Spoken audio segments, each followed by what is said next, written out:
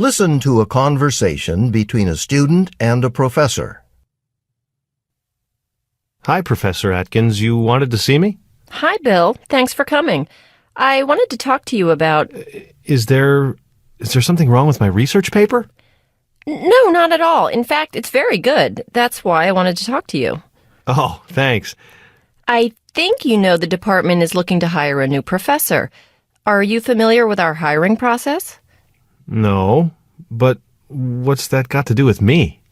Well, Bill, we have several qualified applicants we're serious about, and as part of the interview process, we have them meet with a committee of professors and students in our department. They also have to give a talk.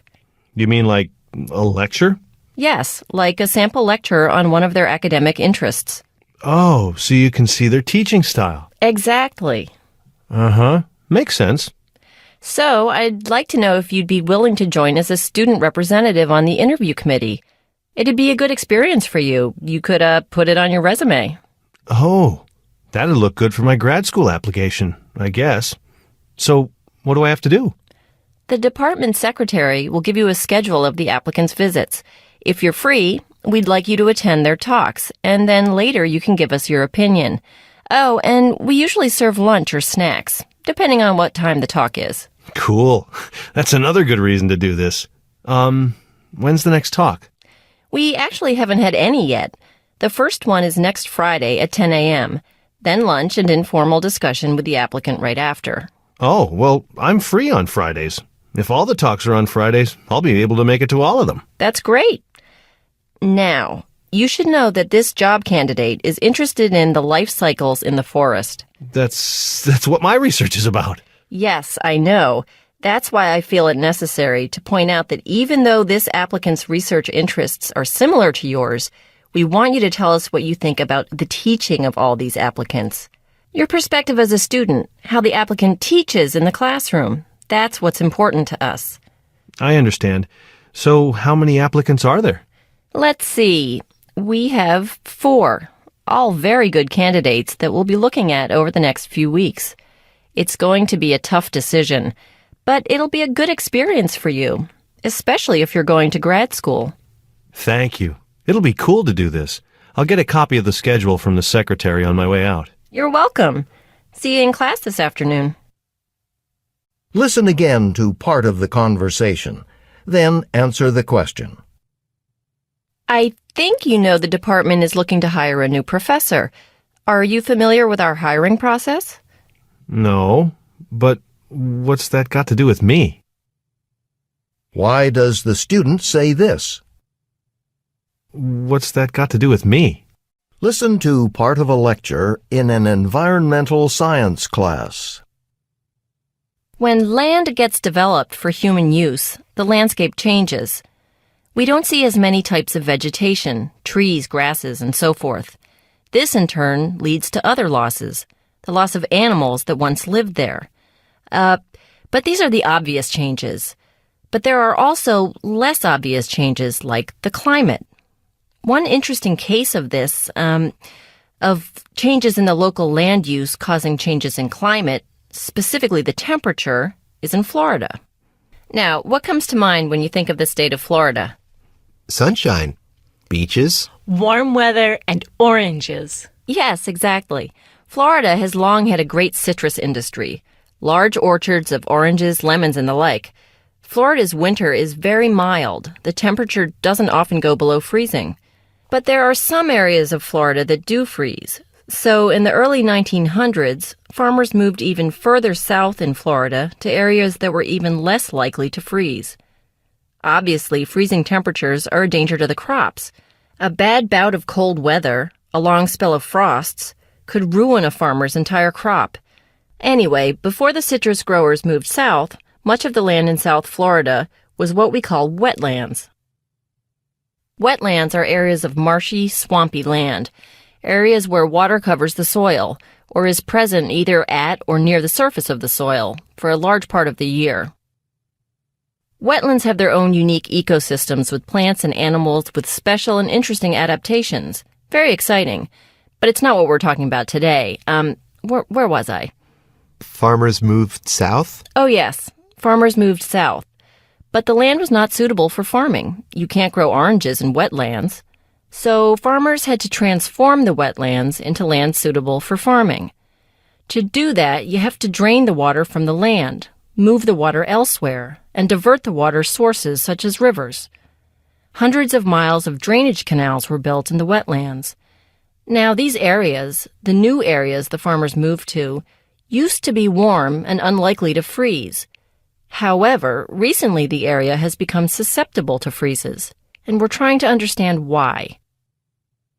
Is it some global temperature change or weather pattern, like El Nino or something? Well, there are two theories. One idea is, as you suggest, that major weather patterns, something like El Nino, are responsible. But the other idea, and this is the one I personally subscribe to, is that the changes in the temperature pattern have been brought about by the loss of the wetlands. Well, how would loss of wetlands make a difference? Well, think about what we've been studying so far.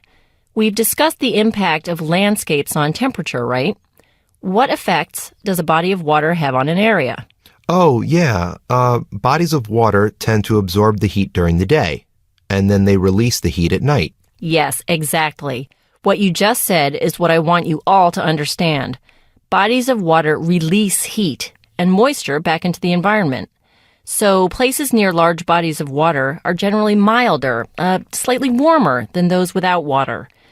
And what I and others think is that the loss of the wetlands has created a situation where the local temperatures in the area are now slightly different, slightly colder than they were 100 years ago before the wetlands were drained. Do we know what the temperature was like back then?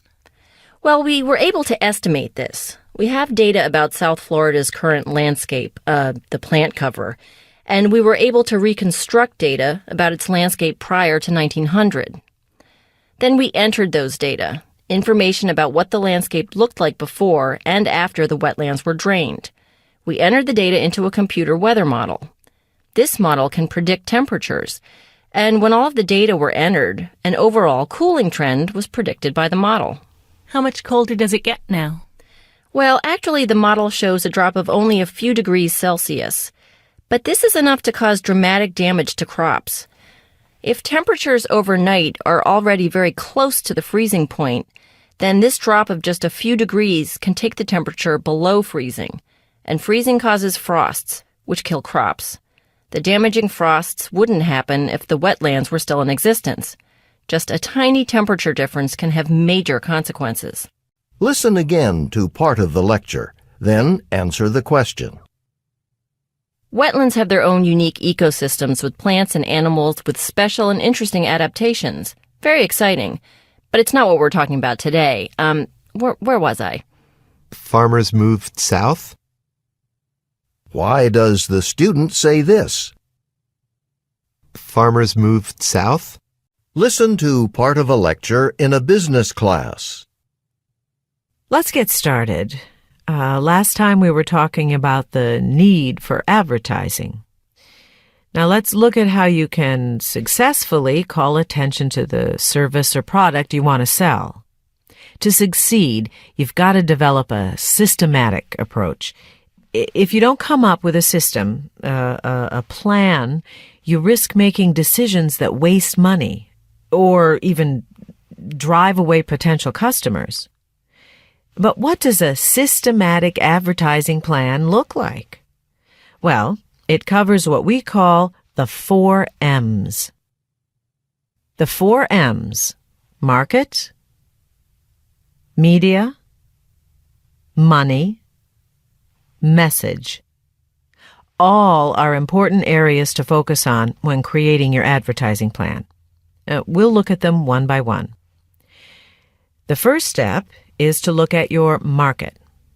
That's the people who might become customers, buyers of your service or product. You need to know all about your possible customers. Who are they? What age group are they? What do they like or dislike? How do they shop? So, you got that? A market is a group of potential customers. Next, media. Obviously, the major media are television, radio, newspapers, magazines, billboards, and so forth. They're all avenues of communication. And you need to figure out which media you should advertise through. Which media will reach your intended audience, your market.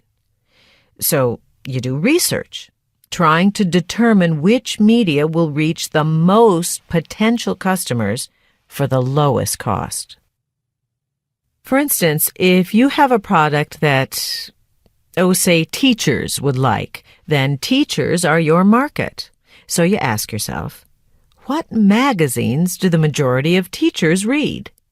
What TV programs do teachers watch? Do teachers listen to much radio? At what times of the day? Say now your research turns up 2 magazines that teachers read, and it also shows that the majority of teachers, say ages 20 to 30, read the magazine about classroom activities, while most teachers older than that read the other magazine, the one about, let's say, educational psychology. You think your product will appeal most to teachers ages 20 to 30, so you decide to put your advertisement in their favorite magazine, the one about classroom activities. You don't waste money advertising in the educational psychology magazine, the one that the younger teachers generally don't read. And since you're reaching the majority of teachers in your target age group, you're probably spending your money well. Which brings us to the third M, money. You have an advertising budget to spend, but how do you spend it wisely? Again, research is the key. Good research gives you facts that can help you decide, as we already mentioned, decide the right market to target and the best media to use, but also when to advertise or how to get the best rates. Like maybe you're advertising sports equipment and you've been spending most of your budget during the holiday season when people buy gifts for each other. Now, in theory, that would seem a great time to advertise, but maybe research shows that you're wrong. That the customers who buy sports equipment tend not to give it as a holiday gift, but want to use it themselves. In that case, advertising during a different season of the year might give you better results, and maybe at even lower non-holiday rates, so you actually save money. But you need to get the facts that come from good research to be certain and know for sure that you're getting your money's worth. Okay, finally, there's your message. What you want to say about your product. Why buying it'll make the customer's life easier or safer or better somehow. Whatever the message is, make sure you get it right. Let me give you an example of not getting it right, and you're going to love this one. There was this soup shop. The soup was really tasty, but there weren't a lot of customers. The owners thought that maybe if they gave something away for free with each purchase, then more people would come buy soup. So they got some cheap socks, and they advertised to give a pair away with each bowl of soup. But then even fewer people came to the restaurant. Well, you can imagine why. People started to associate the soup with feet. They began to imagine the soup smelled like feet. The advertising message, soup means free socks, was a bad choice. It was a waste of money. And worse, it caused a loss of customers. Now, I want everyone to get into small groups and come up with some examples. Not of good advertising messages, but of truly disastrous ones. Think of real examples or make some up and talk about the reasons those messages are unsuccessful. And then we'll get back together and share. Listen again to part of the lecture, then answer the question. Let me give you an example of not getting it right. And you're going to love this one. What does the professor mean when she says this? And you're going to love this one.